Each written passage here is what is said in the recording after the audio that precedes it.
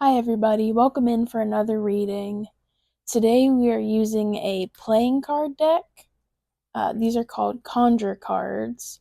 This is a new deck for me, so I'm not super familiar with it yet, but there's a guidebook as always. I love me a good guidebook, so we will be using that. I've already pulled 3 cards, so let's jump right into it. First, we have the 4 of Diamonds, or Work Boots.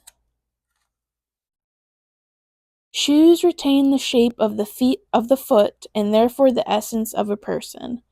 They show where you've been, the terrain you've traversed, and so on. Upright, the resting boots denote a pleasant crowd or meeting, the results of which will be determined by the company the card keeps. The 4 of Diamonds foretells a long wait for something. It can also prescribe a much-needed rest after trials and tribulations, like the farmer coming in from the fields before dinner and kicking off his boots to rest. What's needed to be done has been done. Now we wait. So I feel like this connects to our oracle card reading that I just did, where it's talking about sunlight after darkness and how good things are starting to come in. This is talking about the good things and rest. So take this opportunity to rest. Be sure, as things are starting to get better, that you're taking time for yourself. You're taking time out. You're taking time to just be, time to rest, time to relax, because otherwise you're just going to be super overwhelmed and burnt out, and that's not good for anybody. So it's definitely important to take care of yourself. Our second card is the 4 of Clubs, or the Plowed Field. Much like a farmer ready to plant, the 4 of Clubs shows that the ground is ready for what you're planting or planning for the future.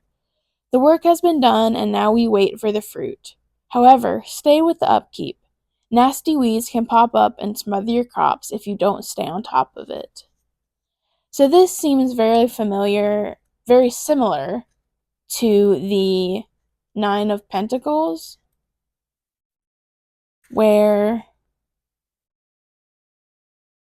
the work has been done and now it's time to rest. But there's also this idea of like you're not quite there yet, so make sure to take care of any obstacles that might arise. There's the work is mostly done, but make sure to see it all the way through. Our final card is the 2 of Hearts, or Horseshoe.